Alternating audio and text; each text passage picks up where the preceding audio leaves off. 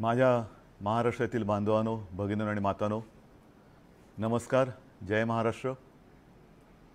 पुन्हा एकदा बऱ्याच दिवसानंतर आपण भेटतो आहोत, किंबहुना मी आपल्या भेटीला येत आहे.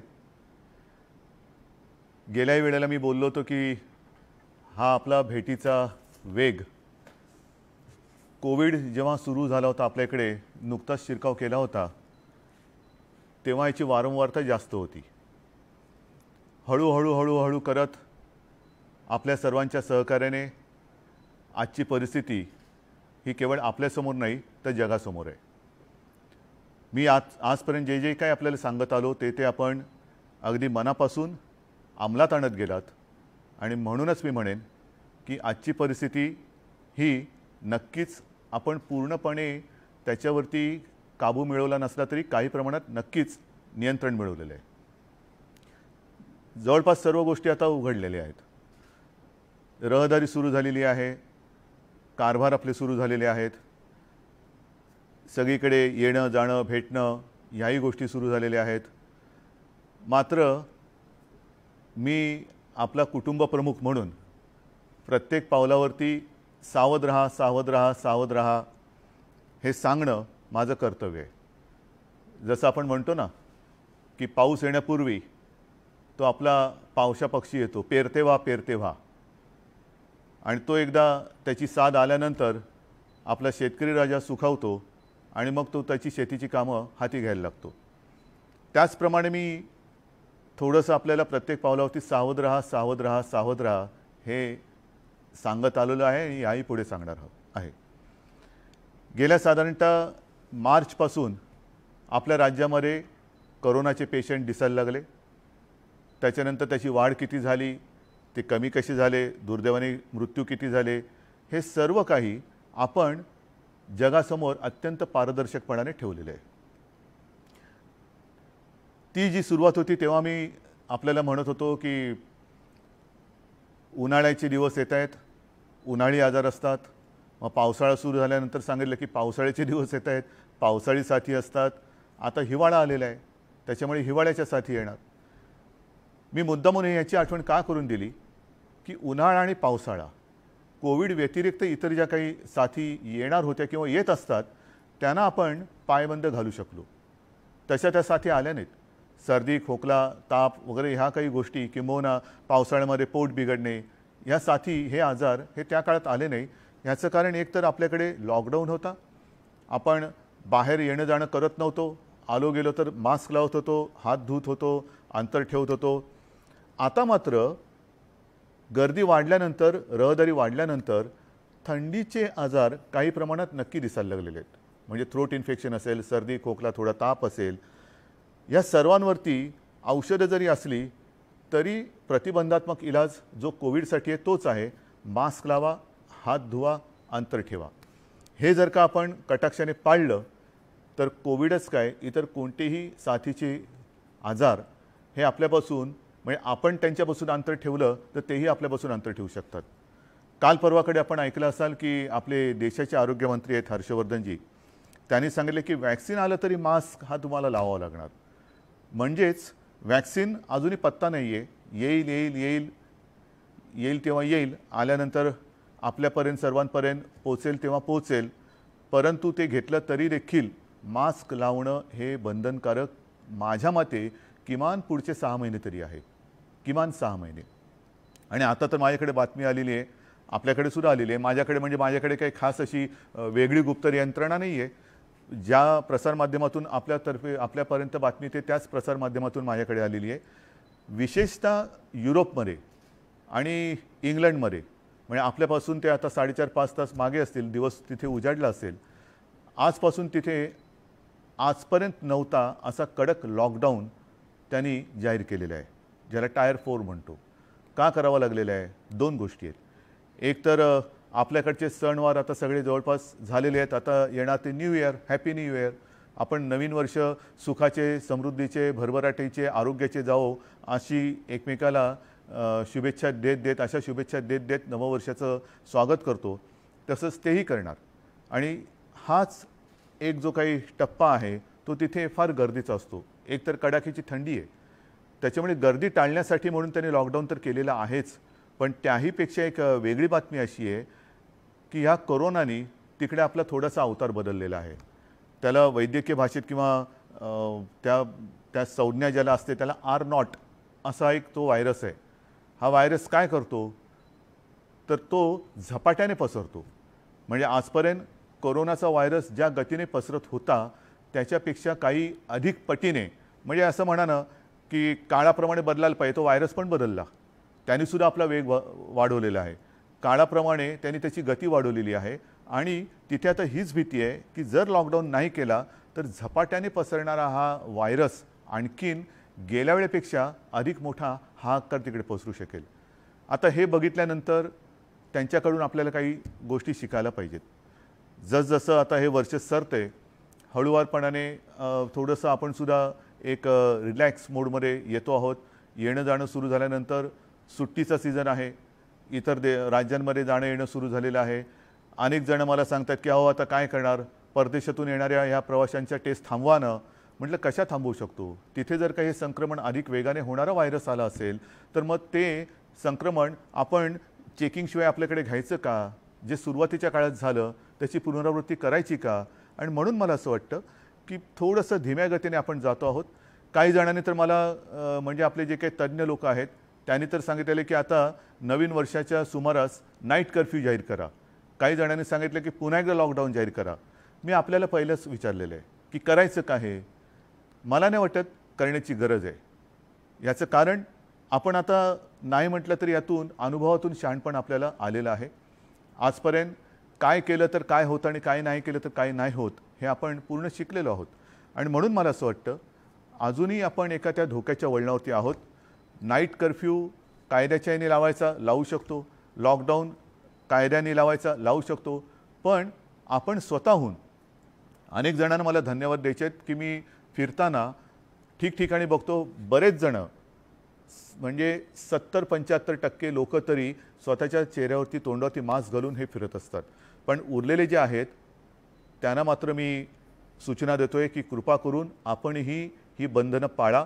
कारण आपण केवळ आपल्यालाच धोका निर्माण होत आहे असं वागत नाही, तर जर का कर्मधर्म सुयोगाने आपण जर का संसर्गित झालात तर आपल्या माध्यमातून उरलेले 70-75% लोक जे सावधानता बाळगत आहेत, खबरदारी घेत आहेत, त्यांना हा धोका होऊ शकतो, आपल्या कुटुंबियांना हा धोका होऊ शकतो. म्हणून हा जीवाशी खेळ करू नका. आनंद हा थोडे दिवस आपल्याला त्याच्यावरती बंधनं घालण्याची गरज आहे. आणि मला असं वाटतं की आजारापेक्षा इलाजापेक्षा आपण काळजी घेतलेली बरी. आणि म्हणून मी जी माझी नागरिक माता भगिनी आणि बांधव आहेत त्यांना सांगतोय की आपण अजूनही सार्वजनिक ठिकाणी येता जाताना मास्कचा वापर करत नसाल तर स्वतःसाठी, आपल्या कुटुंबियांसाठी आणि आपल्या इतरत्र सगळ्या समाजासाठी मास्क हे सार्वजनिक ठिकाणी वापरण्याचं शस्त्र आहे जे कोरोनापासून आपला बचाव करू शकतो. असो, ह्या गोष्टी आपल्यापर्यंत सर्व पोचत आलेल्या आहेत. मी पोचवण्याचा प्रयत्न करत आहे. पुन्हा एकदा सांगतो की नवीन वर्षाचं स्वागत करताना आपण सावध राहा. अगदी लग्नसराईमध्ये सुद्धा लग्नसराई सुरू झालेली आहे. आपली एक प्रथा आहे, परंपरा आहे, आपण आमंत्रण घेऊन जायचं आणि यायचं. हां, सहकुटुंब सहपरिवार लग्नाला आलंच पाहिजे. हे आपल्या आप्तसखियांना आमंत्रण द्या, कोरोनाला देऊ नका. अनेक ठिकाणी मी बघतो लग्नामध्ये सुद्धा गर्दी वाढते आहे. मग फोटो काढताना जरा मास्क काढून फोटो काढू ना. ठीक आहे, पण जरा अंतर ठेवा. कारण हा व्हायरस कसा कुठून कधी घुसेल हे सांगता येत नाही. म्हणून ही सावधानता बाळगणं अत्यंत गरजेचं आहे. आता ही सावधानता बाळगल्यानंतर आणखीन एक गोष्ट मला आवर्जून त्याचा उल्लेख नक्कीच करावा असं वाटतो. तो म्हणजे गेल्या 28 नोव्हेंबरला आपल्या सर्वांच्या आशीर्वादाने आपल्या ह्या सरकारने, महाविकास आघाडीच्या सरकारने 1 वर्ष पूर्ण केलं. अनेक जण डोळे लावून बसले होते की आत्ता पडेल, मग पडेल, उद्या पडेल. आता पडलंच, हे चालणारच नाही. पण करता करता आपल्या आशीर्वादाने आणि आपल्या विश्वासाने या सरकारने 1 वर्ष तर पूर्ण केलंच. पण ते वर्ष पूर्ण करताना जगात 100 वर्षापूर्वी कदाचित अशी परिस्थिती जी आली होती त्याच्यानंतर आरोग्यविषयक जी बिकट परिस्थिती जगभर निर्माण झालेली आहे तिचा सामना करत करत आणि अर्थात राजकीय हल्ले परतवत विकास करत 1 वर्ष पूर्ण केलेलं आहे. हो, विकास नक्कीच केलेला आहे. मी गेल्या महिन्यापासून आता विकास कामं जी आपल्या राज्यामध्ये सुरू आहेत त्यांची पाहणी स्वतः सुरू केलेली आहे. सुरुवातच केली ती माननीय हिंदू हृदय सम्राट बाळासाहेब ठाकरे समृद्धी महामार्गाच्या एकूण कामाच्या प्रगतीचा आढावा घेऊन. नागपूरपासून सुरुवात केली, मध्ये 2-3 ठिकाणी उतरलो, रस्त्याचा दर्जा पाहिला, मग वन्य प्राण्यांसाठी त्याला अंडरपास कसे दिलेले आहेत, काम किती वेगाने चाललेलं आहे, मग ते काम कधी पूर्ण होईल. आणि तिथे आपल्याला कल्पना असेल, मी सर्वांशी बोलून जाहीर केलं की येत्या 1 मेपर्यंत नागपूर ते शिर्डी हा जो काय टप्पा आहे हा वाहतुकीला आपण उघडत आहोत. नागपूर ते शिर्डी. त्याच्यानंतर आता सिंधुदुर्गचा एअरपोर्ट जो गेल्या 1 मेला आपण सुरू करणार होतो, पण कोरोनामुळे थांबलं, कारण त्याची काही उपकरणं ही परदेशातून येणं बाकी होतं. ती आल्यानंतर येत्या जानेवारी महिन्यामध्ये तो विमानतळ हा आपल्यासाठी खुला करण्याचा आपला प्रयत्न आहे. नव्हे, तो पूर्ण केल्याशिवाय आम्ही राहणार नाही. अनेक गोष्टी आहेत. मग मी कोयन्याचं धरण बघून आलो, कारण तो एक चमत्कार आहे. मोठं धरण आहे, आपल्याला आपल्या आयुष्यात प्रकाश टाकणारं ते एक महत्त्वाचं केंद्र आहे. ते केंद्र मी बघून आलो. मुंबईचा कोस्टल रोड पाहिला. लोणावळ्याच्या इथे सुद्धा जो मुंबई पुणे रस्ता आहे त्याच्यात आपला प्रवास हा आणखीन प्रवासाचा वेळ आणखीन कमी करणारं एक टनल, मोठं टनल हे तिकडे करतो आहोत. त्याची प्रगती बघून आलो. हे सगळं मी का सांगतोय की सरकार नेमकं काय करतोय. धोरणं तर जाहीर झालेली आहेत, निर्णय जाहीर झालेले आहेत. शेतकऱ्यांची कर्जमुक्ती पहिल्या टप्प्याची झालेली आहे. जी संकटं आली त्याच्यामध्ये मग ते निसर्ग चक्रीवादळ असेल, पूर्व विदर्भातला पूर असेल, नंतरची अतिवृष्टी असेल, सततवृष्टी असेल, त्याच्यानंतर कापसाची खरेदी असेल, सगळ्याच बाबतीत जे काय करता येणं शक्य असेल ते आपण पूर्ण करतो आहोत. हे करताना आपल्याला सर्वांना कल्पना आहे आर्थिक चणचण आहे, नक्कीच आहे. आर्थिक चणचण हे मी एवढ्यासाठी सांगतोय कारण आपल्यात असं म्हटलं जातं की सगळी सोंगं आणता येतात पण पैशाचं सोंग आणता येत नाही. आणि हे प्रामाणिकपणाने मान्य केलं पाहिजे की आर्थिक चणचण ही आहे, पण आर्थिक चणचण असतानासुद्धा केंद्राकडनं येण्याचे पैसे बाकी आहेत, धीम्या गतीने येत आहेत, हळूवार येत आहेत. हे सगळं जरी असलं तरी आपण रडत नाही बसलेलो आहोत. आपण आत्मविश्वासाने एक पाऊल पुढे टाकत चाललेलो. एक गोष्ट आणखीन समाधानाची आहे की जगभर लॉकडाऊन असतानासुद्धा आपल्या महाराष्ट्राने जो विश्वास आणि आपली प्रतिमा जी जगभर केलेली आहे त्यातून काही हजार कोटींचे सामंजस्य करार हे अनेक राष्ट्रीय आणि आंतरराष्ट्रीय कंपन्यांसोबत आपण केलेले आहेत. अनेकदा असं होतं की करार कागदावरती राहतात, करार होतात आणि पुढे ते सगळे करार रद्दीत जातात. तसं नाही आहे. मी आपल्याला गेल्या वेळेला सांगितलं होतं की जून-जुलैमध्ये जे करार झाले होते त्यातले जवळपास 70% काम म्हणजे काय, जागेची देणं असेल, त्यांचं कागदपत्रांची पूर्तता असेल, ह्या सगळ्या गोष्टी ह्या पूर्ण झालेल्या आहेत. त्याच्यात आणखीन आता प्रगती झालेली असेल. तर एकूण काय की आपण ह्या सगळ्या गोष्टी करतो आहोत, करत चाललेलो आहोत. मध्ये 2 दिवसाचं आपलं विधानसभेचं अधिवेशन झालं. त्या अधिवेशनाच्या शेवटच्या टप्प्यात मी जाहीर केलं की आपला महाराष्ट्र हा गडकिल्ल्यांचा आहे, लढवयांचा आहे, छत्रपती शिवाजी महाराजांचा आहे, तसाच तो आपल्या साधू संतांचा आणि देवादिकांचा पण आहे. एक संस्कार आपल्याला महाराष्ट्राला आहेत, संस्कृती आपल्या महाराष्ट्राची आहे. आपल्याकडे संस्कृती आहे, विकृती नाही आहे. हा जो काही वारसा आहे, वसा आहे, तो वारसा हा आपण जपला पाहिजे. मग काय करायचं.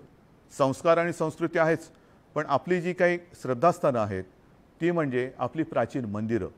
अनेक मंदिरं मी मुद्दामून एक उदाहरण देईन की काही वर्षांपूर्वी मी आपल्या मुंबईच्या बाजूला अंबरनाथचं मंदिर आहे, अंबरनाथ शिवमंदिर, त्या अंबरनाथच्या मंदिरात गेलो होतो काही वर्षांपूर्वी. जाताना नाकावरती रुमाल ठेवूनच आत जावं लागलं. म्हणजे आसपास जणू काही उकिरडा होता, कोणाचंही लक्ष नव्हतं. आपले भक्तगण येत आहेत, करणार काय, मंदिरात जायचं. पण मंदिरात जाताना एक भावना पाहिजे, एक पवित्र भावना पाहिजे, पावित्र्य पाहिजे, स्वच्छता पाहिजे. ही तिथे काही नव्हती. आणि मग त्याच्यानंतर मी अभिमानाने सांगेन आपला खासदार जो श्रीकांत शिंदे आहे, श्रीकांतला मी सांगितलं की अरे श्रीकांत, तुझ्या वॉर्डामध्ये हा मोठा असा हा ठेवा आहे, काहीतरी कर. आणि त्याच्यानंतर त्यांनी जे काही तिथे केलेलं आहे अजूनही करतोय. अंबरनाथ महोत्सव सुरू केला, आणखीन तिकडे सुधारणा करतोय, बऱ्याच काही गोष्टी करतोय. अशा पद्धतीने एवढ्या जरी नसल्या तरी निदान साफसफाई स्वच्छता येण्या जाण्याची उत्तम सोय, जर कोणी तिकडे आजूबाजूला राहायचं म्हटलं तर राहण्याची सोय, एक बाग बगीचा, म्हणजे गेल्याबरोबर वाटलं पाहिजे मंदिरात जाण्याच्या आधीपासून मनात एक पवित्र भावना निर्माण झाली पाहिजे. मग काही ठिकाणी मंदिरांची डागडुजी असेल तर ती करण्यासाठी सुद्धा आपण एक योजना आता राबवत आहोत. या अशा सगळ्या गोष्टी करतोय. म्हणजे संस्कृती आहे, विकास आहे, कृषी आहे, शिक्षण आहे. शिक्षणाच्या बाबतीत मात्र अजूनही थोडीशी अडचण आहे, जरूर आहे, कारण करोना अजूनही तसा जात नाही आहे. आपण मध्ये प्रयत्न केला शाळा उघडण्याचा. आता शाळा उघडायच्या का? काही पालकांचं म्हणणं आहे आणि ते बरोबर आहे, कारण परदेशामध्ये शालेय विद्यार्थ्यांना सुद्धा कोरोना झालेला आहे आणि म्हणून आपण थोडंसं धीम्या गतीने त्याच्याकडे जातो आहोत. लवकरात लवकर आपण निर्णय घेण्याचा प्रयत्न आहे, पण याच्यासाठी मला आपलीच मदत लागणार आहे. आपण जर का ही सगळी पथ्य पाळली आणि कोरोनाचा जो जोर आहे तो आपण पूर्ण खाली जसा आत्ता आणलेला आहे तसाच तो ठेवला किंवा आणखीन खाली नेऊ शकलो तर शाळासुद्धा आपल्याला बिनधोकपणाने लवकर उघडता येतील. विकास करत असताना नवीन नवीन काही गोष्टी येत आहेत, त्या वेळोवेळी मी आपल्याला सांगतो. काही जणांचं म्हणणं आहे की विकासाच्या आड काय येता तुम्ही? कुठे आलो विकासाच्या आड? समृद्धी महामार्गाचा विकास किंबहुना प्रगती मी बघितली, अनेक ठिकाणी अजूनही मी जाणार आहे. म्हणजे आज आपल्याशी बोलल्यानंतर मी मुंबईतल्या मेट्रोच्या कामांची प्रगती बघायला जातोय. त्याच्या आधी गेल्या महिन्यामध्ये मुंबईचा जो कोस्टल रोड आहे त्याची पाहणी करायला गेलो होतो. आता हे मी करतोय. मग काही जण म्हणतील ही कामं काय आम्ही सुरू केली तीच कामं आहेतच, पण एक काहीतरी ठरवा. मी कामाला स्थगिती देतोय का कामाची प्रगती बघतोय? मी कामाची प्रगती बघतोय, त्याच्यावरती स्वतः लक्ष ठेवतोय. कोस्टल रोडसुद्धा हे मूळ आपलं स्वप्न. अनेक वर्षांपासून त्याच्यावरती चर्चा सुरू होती. एकदा दोनदा तीनदा त्याचे प्लान्स बनवले गेले. असा न्यायचा का तसा न्यायचा, इकडनं अंडरग्राऊंड जायचं का तिकडनं फ्लायओव्हरने जायचं, ही चर्चा करून करून करून आता तो गेल्या 1-2 वर्षापूर्वी त्याची सुरुवात झाली. सुरुवात झाल्यानंतर आपले कोळी बांधव आहेत, त्यांचा थोडा एक गैरसमज होता, ते कोर्टामध्ये गेले. आपण कोर्टामध्ये जाऊन आपली बाजू मांडली, त्यांना समजून सांगितलं आणि आता मात्र तो वेगाने सुरू झालेला आहे. हे अशा गोष्टी होत असतात. आपल्याला लक्षात असेल की मुंबई पुणे रस्तासुद्धा जे शिवसेना प्रमुखांचं स्वप्न जाहीर केल्यानंतर त्यालाही विरोध झाला होता. हिंदू हृदय सम्राट बाळासाहेब ठाकरे समृद्धी महामार्ग जाहीर केल्यानंतर तिथेही काही शेतकऱ्यांनी विरोध केला होता. मी स्वतः गेलो होतो. माझ्यासोबत एकनाथ शिंदे त्याही वेळेला ह्याच खात्याचे मंत्री होते. आम्ही संभाजीनगरला गेलो, जालनाला गेलो, मुंबईमध्ये काही बैठका घेतल्या आणि त्यातून आम्ही मार्ग काढला. तर ह्या गोष्टी मी का सांगतोय तर एखादा प्रकल्प जाहीर केल्यानंतर तो प्रकल्प काही जण त्याला विरोध करतात, त्यांची समजूत काढावी लागते. काही ठिकाणी आपल्याला थोडासा प्रकल्प बदलावा लागतो. काही ठिकाणी आपल्याकडे जसजसं काळ बदलतो तसतसं त्याची व्याप्ती वाढते, ती वाढवावी लागते. नवीन तंत्रज्ञान येतं, ते आणावं लागतं. आता हे मी तुम्हाला सांगत असताना अमरावतीला लोअर पेडी सिंचन प्रकल्प लोअर पेडी सिंचन प्रकल्प. आता प्रकल्प काय होता? या प्रकल्पाचा खर्च माझ्यासमोर मी कागद घेऊन बोलतोय 2008-9 साली 594 कोटी होता. तो 16-17 मध्ये वाढून साधारणतः 1600 कोटी झाला. आता काय झालं? मुख्य जो कालवा होता त्याच्यावरती साधारणतः 111 कोटी रुपये खर्च झाल्यानंतर मग आपल्या लक्षात आलं की आता पाईपातून पाणी पुरवठा केला पाहिजे. आपण ते कालव्याचं काम बंद केलं आणि पाईपलाईनच्या माध्यमातून पाणी पुरवठा सुरू झाला. म्हणजे काय झालं? सुरुवातीला जे आखलं होतं ते अर्धवट राहिलं आणि नवीन आपल्याला वाटलं की हे हिताचं आहे. ते हिताचं जे आहे ते करणं हे सरकारचं काम आहे. विकास कामं विकास घाईमध्ये काहीतरी केलं म्हणजे विकास होतोच असं नाही. काही वेळेला आपण येता जाताना रस्त्यावरती वाचतो ट्रॅफिकसाठी ॲक्सिडेंट होऊ नये म्हणून अतिघाई संकटात नेई आणि त्याच्यासाठी अतिघाई करणं हे विकासाचं मी नाही म्हणेन विकासाचं एक साधन आहे. आपल्याला विकास पाहिजे आणि हा विकास आत्तापुरता नसून पुढच्या काही काळासाठी पाहिजे. त्याच्यानंतर आणखीन एक आहे शेलगाव बॅरेज जळगाव. आता तिथे सुद्धा प्रकल्पाची मूळ किंमत होती 198, ती पहिली त्याच्या सुधारित मान्यता झाली 699, आता झाली 968. त्याच्यानंतर काय झालं? 2011-12 मध्ये तापी नदीतील मोठ्या पुरामुळे पाणी वाढून धरणाच्या दरवाजांची जी पातळी होती ती साधारणतः 9.25 मीटरनी वाढवण्यात आली. पण त्याच्यामुळे काय झालं की खर्चात 190 कोटी वाढ झाली आणि या दरवाजांवरील 80 कोटी खर्च जो झाला होता तो बुडीत खात्यात गेला. आता झालं ना असं. मग हे मी तुम्हाला का सांगतोय, साहजिकच आहे सध्या ज्याच्यावरून थैथॅट केला जातोय तो कांजूरमार्गचा विषय, मेट्रो कारशेड. मी अहंकारी आहे, जरूर माझ्या मुंबईबद्दल मी अहंकारी आहे, माझ्या मुंबईकरांसाठी आणि महाराष्ट्राच्या हितासाठी मी अहंकारी आहे. का नसावा अहंकारी? याचं कारण असं की आरे कारशेड जी आपण करणार होतो ती मेट्रो 3च्या लाईनसाठी, मेट्रो 3. आता त्याच्यामध्ये आरे कारशेडमध्ये किती जागा आपण घेतली होती किंबहुना त्याच्यासाठी प्रस्तावित होती, तर साधारणतः 30 हेक्टर. या 30 हेक्टरमध्ये 5 हेक्टरमध्ये ही झाडं लावणं किंबहुना तिथे घनदाट झाडं आहेत म्हणून आपण आज लेखी दिलेले आहे की ती जागा वापरणार नाही. आता ती जागा जर का वापरणार नाही तर ती जागा या प्रकल्पात घेतली कशाला आहे? म्हणजेच असं की 25 हेक्टरची जागा जिचं काम 2023 साली पूर्ण होणार ती त्याच्यानंतर 2-5 वर्षामध्ये कमी पडणार. मग आपण म्हटलेलंच आहे 5 हेक्टर या प्रकल्पामध्ये, मग ती झाडं कापा, ती जागा घ्या. ती जागा घेतल्यानंतर पुन्हा 2031-35 पर्यंत ती जागा कमी पडणार, आणखीन घ्या, आणखीन घ्या. म्हणजे जंगल मारत मारत मारत हे खतम करायचं आणि तिकडे फक्त एका लाईनसाठी आपण कार डेपो करायचा. बरं, हे करताना आणखीन एक प्रकार असतो ज्याला स्टेबलिंग लाईन म्हणतात. आता स्टेबलिंग लाईन म्हणजे काय? तर साधारणतः असं आहे की हे जे मार्ग आहेत, मेट्रोचा मार्ग आहे हा ठरलेला आहे, जसा रूळ असतात तसे ते मार्ग आहेत.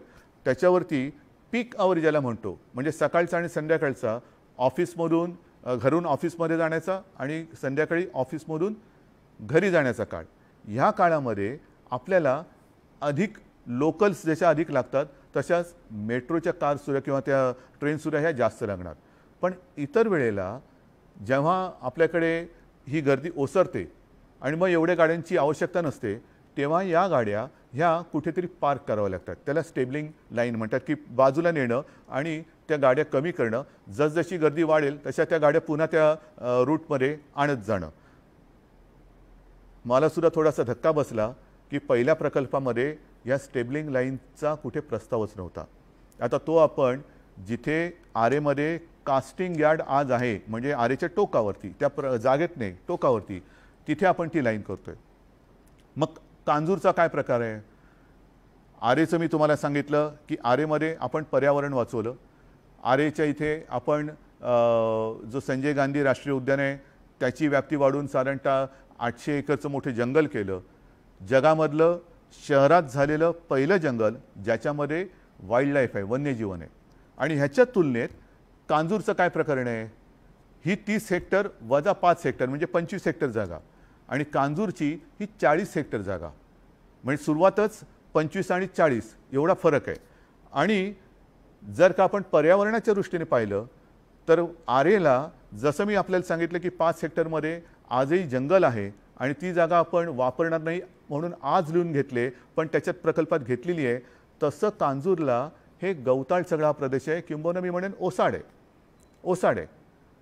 आणि कांजूरची जागा आपण एवढ्यासाठी घेतली की आरेला फक्त मेट्रो 3ची कारशेड होणार होती, कांजूरला मात्र 3, 4 आणि 6 ह्या 3 लाईन्सच्या कारशेड आपण तिकडे करू शकतो. काय फरक आहे की नाही आहे? जागेत फरक आहे, जागेच्या पर्यावरणात किंवा झाडी झुडपांमध्ये जंगलांमध्ये तो फरक आहे. एकाच लाईनसाठी कार डेपो होणार होता, मग त्याच्यानंतर 4 आणि 6 मध्ये त्याचं तुम्ही काय करणार होतात? मग आपण तिन्ही लाईनचे कार डेपो एकत्र करू शकतो. त्याच्यानंतर त्याही पलीकडे तिथे जे काही जंक्शन होईल तिथून मेट्रो 14 म्हणजे ती कुठपर्यंत जाणार? थेट अंबरनाथ बदलापूर, थेट अंबरनाथ बदलापूर.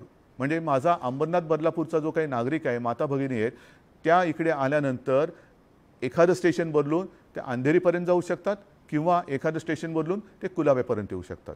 मग करायचं की नाही करायचं? आपण जर का विकास म्हणणार असू तर आरेमध्ये केलं तर पुढच्या 5 वर्षामध्ये हे कमी पडणार आणि कांजूरला केलं तर पुढच्या 50 ते 100 वर्षामध्ये आपण हे वापरू शकणार. तुम्ही निर्णय सांगा मला. जे आम्ही करतोय अहंकार आहे का उपयोग आहे? शेवटी माझं कर्तव्य आहे, मी राज्याचा मुख्यमंत्री म्हटल्यानंतर माझ्या राज्यासाठी, माझ्या जनतेच्या हितासाठी पुढच्या 5, 50, 100 वर्षासाठी जे उपयुक्त राहील ते करणं हे मी मुख्यमंत्री म्हणून करणार. ह्याच्यात चूक काय मी चूक करतोय? पण दुर्दैव काय वाटलं मला की आपल्या विरुद्ध कोर्टात कोण गेलं? केंद्र सरकार. ते सॉल्ट कमिशनर कशासाठी जात आहे? कशासाठी खेचाखेची करताय? मग जर का खेचाखेची करायचीच असेल तर केंद्राचे जे काही प्रकल्प आहेत, बुलेट ट्रेनचा प्रकल्प, ही आपल्या राज्याची हक्काची मोक्याची जागा, म्हणजे ज्याचा उल्लेख कदाचित जगातला सर्वात जास्त महागडा भूखंड अशी होऊ शकेल, असं वर्णन होऊ शकेल असा बांद्रा कुर्ला कॉम्प्लेक्सचा भूखंड काही हजार कोटींचा हा आपण बुलेट ट्रेनला दिला. त्याच्यावरचं इंटरनॅशनल फायनान्स सेंटर हे इतर राज्यामध्ये गेलं. आम्ही खळखळ नाही केली. बुलेट ट्रेनला विरोध होतोय त्या शेतकऱ्यांना मी भेटलो, वाढवणला विरोध होतोय त्या शेतकऱ्यांना मी भेटलो. शेतकऱ्यांना नुसतं अडवून ठेवायचं, त्यांच्यावरती थंड पाण्याचे फवारे मारायचे, असं नाही चालणार. असं नाही चालणार. ही लोकशाही नाही आहे. त्यांच्याशी मी बोलतोय, भेटतोय. परंतु ज्या वेळेला इतर केंद्राचे प्रकल्प येतात तेव्हा आपण खळखळ न करता जमीन देतो. मग ही जमीन भले केंद्राची असेल नसेल त्याचा वाद हा सोडवू शकतो आपण. काही बिल्डर तिकडे गेलेले आहेत, पण वाद आहे म्हणून जागा सोडून द्यायची. मग वाद सोडवणार कोण आणि कोणाच्या घशात ती जागा जाणार? बिल्डरच्या. मग त्याच्यापेक्षा केंद्राने आणि राज्यांनी एकत्र बसून जर वाद सोडवला तर ही राज्याची जागा, जनतेची जागा, तुमची माझी नाही आहे, ही जनतेची जागा आहे. उद्या आम्ही नसू, तुम्ही नसाल, पण जनता असेल, जनतेच्या पिढ्या असतील, त्यांची जागा ही त्यांच्या वापरासाठी जर का आपण उपयोगात आणू शकणार असू आणि आणू इच्छित असू तर ह्याच्यावर खेचाखेची का करायची? चला या बसा. जे काय आहे ते तुझं माझं न करता, किंबहुना आणखीन एक गोष्ट अशी आहे की मुंबईमध्ये दरवेळेला पावसाळ्यामध्ये बातम्या येतात, मुंबईची तुंबई झाली. आता हे खूप आता घासून गुळगुळीत झाले, तुंबई. हे एक तर मान्य केलं पाहिजे की मुंबईची भौगोलिक मांडणी रचना ही समुद्रसपाटीपासून काही ठिकाणी खाली आहे. मग अतिवृष्टी झाली आणि समुद्राला भरती असली तर मुंबईतलं पाणी समुद्रात जाण्याच्या ऐवजी समुद्राचं पाणी मुंबईत येतं, हे सत्य आहे. आणि ह्या सत्याला सामोरं जाताना आपण जी पंपिंग स्टेशन्स करतो आहोत, काही ठिकाणी पंपिंग स्टेशन्स केलेली आहेत, त्या पंपिंग स्टेशनचा उपयोग काय? तर अतिवृष्टी आणि भरती असते तेव्हा त्याच्या तोंडावरची, त्या पंपिंग स्टेशनच्या तोंडावरची जी गेट्स असतात ती आपण बंद करतो. सगळं पाणी जे शहरातलं वाहत येतं ते पंप करून समुद्रात टाकतो. आता ही पंपिंग स्टेशन्स ही नक्कीच उपयोगाची आहेत, पण ही पंपिंग स्टेशन्स करताना माहुलचं पंपिंग स्टेशन आहे. पुन्हा ती जागा ही मिठागराची जागा आहे. गेले काही दिवस, काही वर्ष ही आपण महापालिकेच्या वतीने, राज्याच्या वतीने, मी सुद्धा स्वतः बोललेलो आहे केंद्रात, आम्हाला जागा द्या, आमच्या मुंबईकरांचा त्रास आम्हाला वाचवायचा आहे, मुंबईकरांना पुरमुक्त करायचं आहे. निर्णय येतोय, जागा मिळणार, मग त्याच्यानंतर टेंडर निघणार, मग ते पंपिंग स्टेशन होणार. कशासाठी हा विलंब? कोणासाठी आपण आहोत? आपण जनतेचे सेवक आहोत. ज्याप्रमाणे आपले माननीय पंतप्रधान स्वतःला पंतप्रधान म्हणण्याच्या ऐवजी प्रधान सेवक म्हणतात, तर ते प्रधान सेवक म्हणत असतील तर आपण कोण आहोत? आपण सुद्धा जनतेचे सेवक आहोत. मग जे जनतेच्या हितासाठी आपण करू इच्छितो ते जर न करता आपण आपल्या प्रतिष्ठेचा प्रश्न करणार असू तर मला असं वाटतं आपण खुर्चीत बसायला लायक नाही आहोत. आणि म्हणून मला असं वाटतं की जो काय वाद चाललेला आहे तो राज्य किंवा जनतेच्या हिताचा नाही आहे. तुमची जागा, माझी जागा, मग तुमचे प्रकल्प आम्ही अडवायचे, आमचे प्रकल्प तुम्ही अडवायचे, आणि जेव्हा 5 वर्ष पूर्ण होतील तेव्हा काय केलं? काही केलं नाही, आडवाआडवी केली. हा कद्रूपणा आहे. हा कद्रूपणा सोडायला पाहिजे. माझं तर विरोधी पक्षाला एक आवाहन आहे, आज ह्या माध्यमातून करतोय की चला या, आम्ही तुम्हाला ह्याचं श्रेय द्यायला तयार आहोत की तुम्ही कांजूरचा प्रकल्प तुम्हालाही माहिती आहे, ह्याच्यामध्ये एक तर केंद्र सरकारने ही जागा, ह्याच्यात आता त्याच्यामध्ये किचकटपणात मी जात नाही कारण त्याचे कागदपत्र दोन्हीकडे आहेत. आम्ही आमची जागा म्हणतोय, त्यालाही आधार आहे. तुम्हाला काही आधार असेल तुम्ही घ्या, मध्ये कोणी बिल्डर असेल ते करा. पण माझं विरोधी पक्षाला म्हणणं आहे, चला तुम्ही हा प्रश्न सोडवा, कारण हा प्रश्न तसा बसलो तो सुटू शकतोय. तुम्हाला मी श्रेय देतो, पण इथे माझ्या इगोचा विषय नाही आहे आणि तो तुमच्याही असता कामा नये.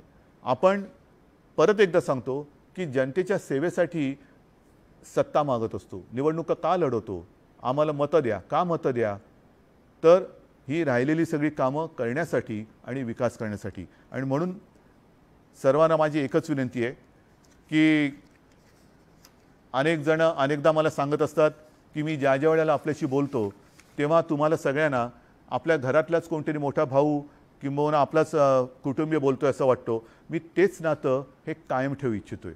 मी जे आपल्याशी बोलेन आणि मी जे आपल्याशी बोलतो, मी एक शब्दसुद्धा आयुष्यात कधी खोटं बोललेलं नाही आणि खोटं बोलणार नाही. तुमचा जो आशीर्वाद आहे आणि तुमचा जो विश्वास आहे त्या विश्वासाला तडा जाईल असं मी कदापि करणार नाही. कारण मी ज्या खुर्चीत बसलोय त्या खुर्चीचं महत्त्व मला माहिती आहे. या खुर्चीमध्ये वैयक्तिक आवडनिवड ठेवून चालत नाही. जे जे माझ्या महाराष्ट्राच्या हिताचं आहे, माता भगिनींच्या आणि बांधवांच्या हिताचं आहे, मी तेच करणार आणि त्याच्यासाठी हट्ट न करता पाठपुरावा नक्की करणार. पण आज मी ह्या सगळ्या गोष्टी आपल्याला सांगितलेल्या आहे. पुढे जे काय होईल ते जगजाहीर होणार आहे. आणि म्हणून मला असं वाटतं अजूनही वेळ गेलेली नाही. विकासाला थोडासा अवधी लागला तरी चालेल, वेळ लागला तरी चालेल, पण विकास हा दूरगामी त्याचे परिणाम लक्षात घेऊन झाला पाहिजे. आणि तो जर का नसेल तर तात्कालिक विकासाला काडीचा अर्थ नसतो. ज्याप्रमाणे आपल्याला माहिती आहे की मुंबईमध्ये सुद्धा काही ठिकाणी स्कायवॉक केले गेले होते. आम्ही राहतो त्या कलानगर जंक्शनला स्कायवॉक झाला होता. काही वर्ष राहिला तो, मग ते हालायचा, लोक म्हणायचे तो जाताना हलतो, हे होतो ते होतो. आणि आता जर बघितलं तर तो स्कायवॉक तोडावा लागला, कारण प्लॅनिंग नव्हतं. करायचं म्हणून केलं आणि नारळ फोडले, उगाचच काहीतरी फिरलं म्हणजे विकास नाही. खोटे विकास नको. ह्याच्यामध्ये वेळही जातोय, पैसाही जातोय आणि प्रगतीसुद्धा अडते. आणि त्याच्यासाठी मला असं वाटतं जे काही आपण करू ते विचार करून समजून करू आणि भावी पिढ्यांच्या भवितव्याचा विचार करून करू, एवढीच माझी एक नम्र विनंती आहे. सर्वांना मी पुन्हा एकदा धन्यवाद देतो. पुन्हा एकदा सांगतो, कोरोनाचा धोका हा टळलेला नाही आणि तो टाळायचा असेल तर आपण कुठेही गाफील राहू नका. अनावश्यक ठिकाणी गर्दी करू नका. उगाचच रात्री संध्याकाळी एकत्रित येऊन मास्क काढून बोलू नका. मास्क लावा, अंतर ठेवा आणि हात धुत राहा. धन्यवाद. जय हिंद, जय महाराष्ट्र.